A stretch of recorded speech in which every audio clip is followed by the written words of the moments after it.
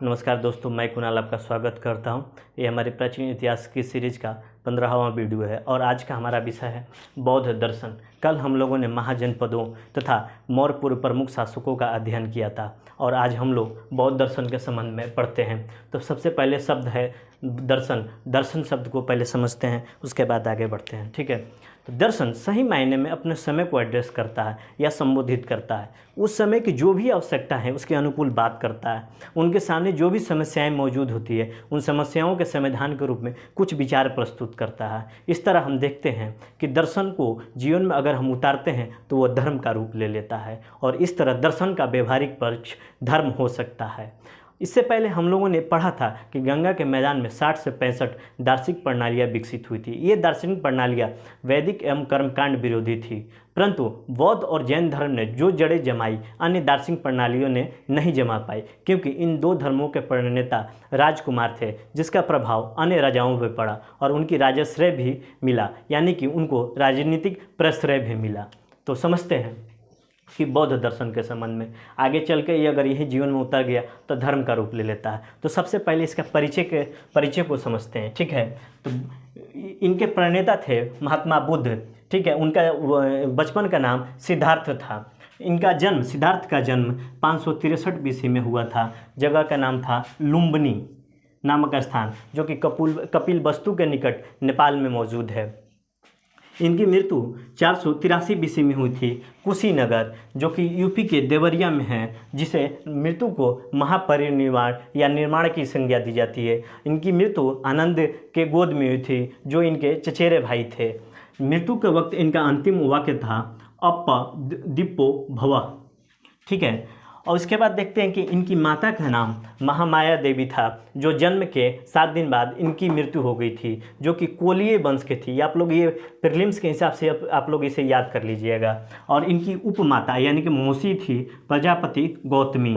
इसके बाद इनके पिता थे शुद्धोधन, जो कि शाक्य कुल के थे और कपिलवस्तु के निर्वाचित शासक थे। और इनकी पत्नी का नाम था यशोधरा, पुत्र का नाम था राहुल।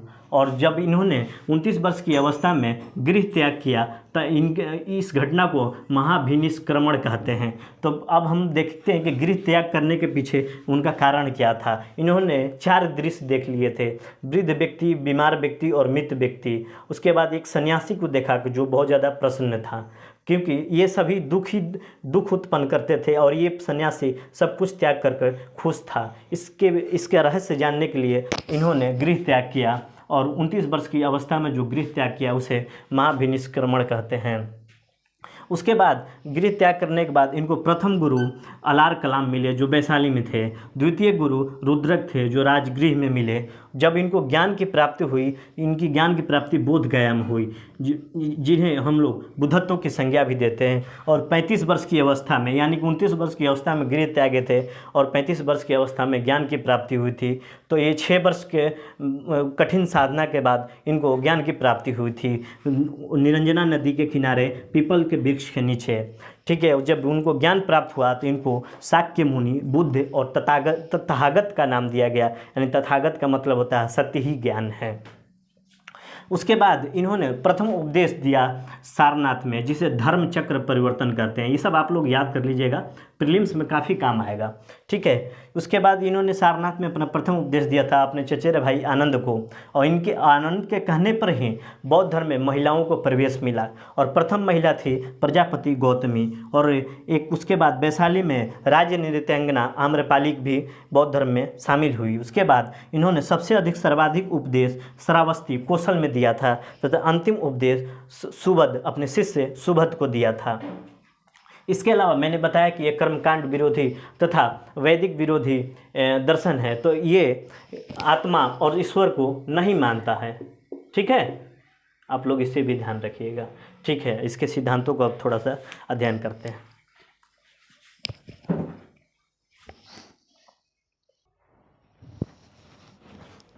ठीक है, थोड़ा सा और परिचय लेते हैं कि एक घटना है और उसका प्रतीक है।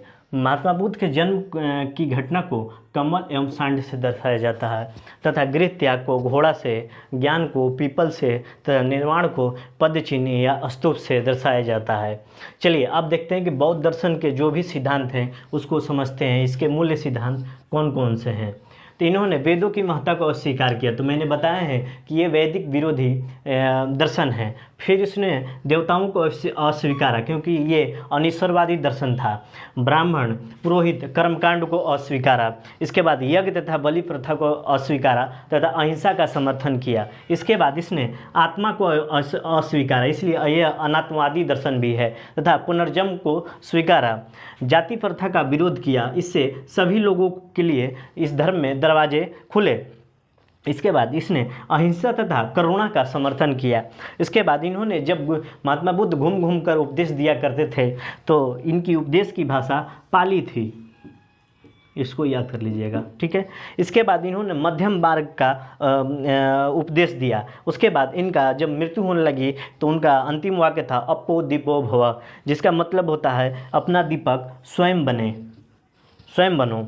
उसके बाद इसमें बौद्ध धर्म में त्रिरत्न की संकल्पना की गई है। आगे चल के हम लोग जैन धर्म में भी त्रिरत्न के बारे में पढ़ेंगे। इस त्रिरत्न में बुद्ध, धम्म और संघ शामिल है। बुद्धम संघम गच्छामि, धम्मम संघम गच्छामि, संघम धम्मम गच्छामि। ये वो मैंने ऐसे ही बोल दिया। तो आप लोग बुद्ध, धम्म और संघ तीन याद कर लीजिएगा कि त्रिरत्न के संबंध में है। इसका परम लक्ष्य निर्वाण की अवस्था को प्राप्त करना होता है। अब हम लोग देखते हैं कि बौद्ध धर्म 4 महान सत्य या आर्य सत्यों के बारे में बताता है कि पहला सत्य है दुख है, ये संसार दुखमय है। उसके बाद दुख समुदय है, तो उसका दुख के कारण है क्या है? तृष्णा, चाहत, इच्छा, प्यास, यह दुख के कारण है। उसके दुख का निरोध भी है, तो तृष्णा और इच्छा को खत्म कर देना ही दुख का निवारण होता है। तथा दुख निरोध, गामनी या प्रतिपाद, दुखों को दूर करने के भी उपाय हैं। इन दुखों को दूर करने के उपाय के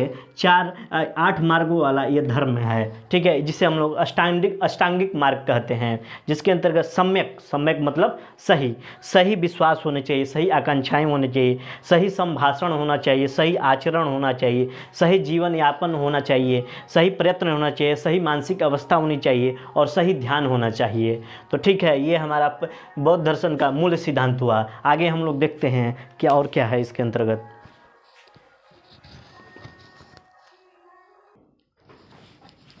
ठीक है, महात्मा बुद्ध ने 2 सिद्धांतों का और प्रतिपादन किया, जिसमें प्रतीत्यत समुत्पाद के बारे में इन्होंने बताया। मतलब इसका मतलब होता है कार्य कारण सिद्धांत कारण कार्य सिद्धांत या कार्य कारण सिद्धांत। जो चीज़ें नष्ट होती है वो नई वस्तु के निर्माण का कारण बनती है तथा कारण से कार्य संपन्न होता है। इसके अलावा पूरा का पूरा जगत कार्य कारण की श्रृंखला है और पृथ्वी पर सभी चीज़ें परिवर्तनशील है। तो ये अपना हो गया प्रतीत्य समुत्पाद। इसके अलावा हम लोग तर्कवादी या अनुभववादी के संबंध में भी थोड़ा सा समझ लेते हैं। इन्होंने, हम लोग देखते हैं कि बुद्ध के विचारों में अनुभव, तर्क और यथार्थपरकता दिखता है, इसलिए वो कहते हैं कि अपो दीपो भव, अपना दीपक स्वयं बनो। इसके अलावा इन्होंने कहा कि परंपराओं, सुनी हुई बातें जो एक पीढ़ी से दूसरी पीढ़ी में ट्रांसफ़र होती है, जनश्रुति लोगों के द्वारा कहा गया तथा प्राचीन ऋषियों द्वारा लिख कर चला गया है, लिख के चले गए वाक्यों तथा ख्याली बातों पर विश्वास ना करो। वो बोले कि विश्वास जांच परख कर, तर्क संगत तथा सबके लिए लाभदायक हो उस चीज़ों पर विश्वास करो। ठीक है, इसके अलावा यहाँ पर हम लोगों ने पिछले स्लाइड में पढ़ा था कि 3 रत्न थे, बुद्ध, धर्म थे और उसके बाद संघ। तो संघ, इसमें जब हम इस महात्मा बुद्ध की ज्ञान की पद्धति थी विपश्यना, जो विपश्यना का मतलब होता है विशेष रूप से देखना, जो लौट कर देखना। मैं अक्सर जाते रहता हूँ विपश्यना। उसमें जब हमें दीक्षा दी जाती है तो 3 लाइनों का उच्चारण करने के लिए बोला जाता है, बुद्धम शरणम गच्छामि, धम्मम शरणम गच्छामि, संघम शरणम गच्छामि। तो इसी त्रिरत्न की बात की जाती है। ठीक है, जो मैं पिछली स्लाइड में हल्का सा मिस्टेक कर गया था, नहीं सही से बोल पाया था। ठीक है। तो इन्होंने 2 सिद्धांत ये दिए। इसके अलावा थोड़े से फैक्चुअल इसके बारे में जानकारी लेते हैं कि बौद्ध धर्म के ग्रंथों को त्रिपिटक कहा जाता है। त्रि मतलब 3, पिटक मतलब टोकरी।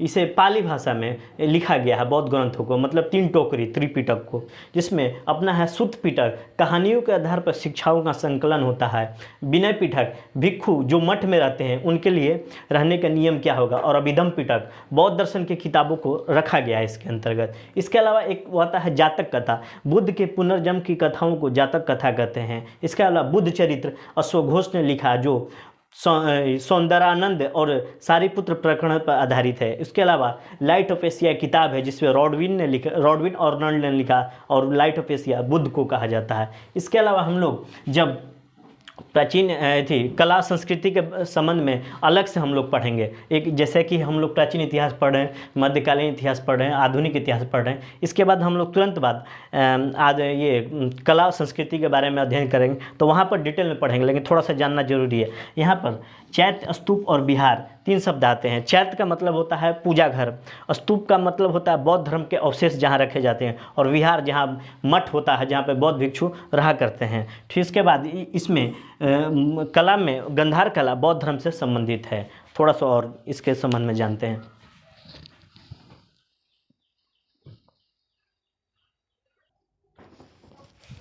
ठीक है।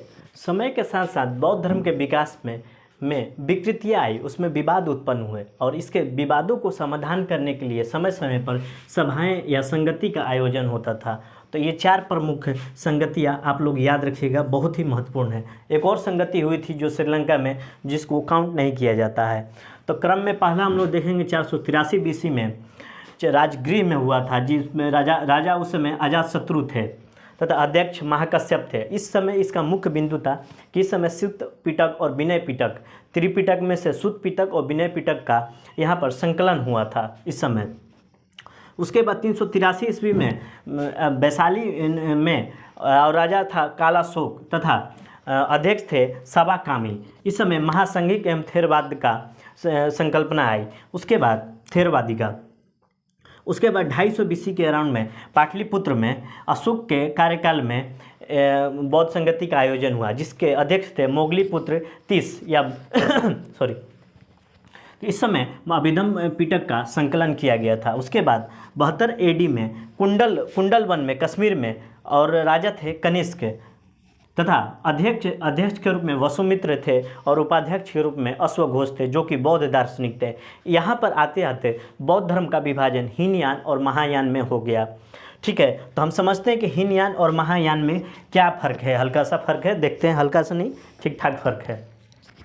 हीनयान में ये लोग रूढ़िवादी थे, ये लोग परिवर्तन को समर्थक थे कि परिवर्तन होना चाहिए। हीनयान लोग अपने उपदेश पाली भाषा में दिया करते थे, जबकि महायान संस्कृत भाषा में दिया करते थे। बौद्ध धर्म की ये निम्न शाखा थी, महायान बौद्ध धर्म की उच्च शाखा थी। उसके बाद बुद्ध के समान उपदेशों में ये विश्वास करते थे। उसके बाद इन्होंने महायान में बुद्ध को ईश्वर माना और मूर्ति पूजा करने लगे, जबकि यहाँ पर हीनयान मूर्ति पूजा के विरोध में थे। बुद्ध को केवल महापुरुष की संज्ञा दी। इसमें यहाँ पर थोड़ा सा लाइन खींच देता हूँ, थोड़ा आसानी हो जाएगी। ये लोग बुद्ध के पद चिन्हों एवं अन्य वस्तुओं के प्रति सम्मान का भाव रखते हैं तथा ये लोग बुद्ध को ईश्वर मानने के कारण भक्ति भाव से इनमें प्रमुख हो गया और ये मूर्ति पूजा करने लगे बुद्ध का। ठीक है। और वर्तमान में हम लोग देखें कि हीनयान की शाखा श्रीलंका, थाईलैंड, बर्मा और दक्षिण भारत, अपना जो दक्षिण भारत है वहाँ मौजूद है, जबकि महायान की शाखा उत्तर भारत, चीन, जापान और तिब्बत में है। तो आप लोग महायान चीन से याद कर लीजिएगा, चीन बड़ा है तो महा है, महा मतलब बड़ा है, तो इससे थोड़ा सा ध्यान रहेगा। ठीक है। उसके बाद हम लोग देखते हैं कि 2 वर्ड और है, बोधिसत्व। बोधिसत्व को थोड़ा सा ध्यान रखिएगा कि यह एक ऐसा व्यक्ति होता है जो स्वयं तो निर्वाण प्राप्त कर लेता है, जो उसके बाद अन्य लोगों को मदद करने के लिए अपना शरीर नहीं त्याग करता है, वो बोधिसत्व कहलाता है। उसके बाद एक बौद्ध धर्म में ही एक ब्रजयान शाखा आई थी, जो आडंबरों से भरी आडंबर प्रधान शाखा थी। इस वजह से ये भी कारण था बौद्ध धर्म के पतन में। एक वर्ड आता है थेर, ये थोड़ा महत्वपूर्ण है। जो महिला निर्माण की अवस्था प्राप्त कर ले उसे थेर कहते हैं। ठीक है। तो हम लोग कल देखेंगे कि बौद्ध धर्म इतना तर्कशील, तर्कसंगत होने के बावजूद, प्रगतिशील होने के बावजूद इसका पतन कैसे हुआ, तथा भारतीय समाज और राष्ट्र पर इसके क्या योगदान रहा है और इसका क्या प्रभाव रहा है, कल हम इसका अध्ययन करेंगे। आज भर के लिए इतना ही। आपके सहयोग के लिए नमस्कार।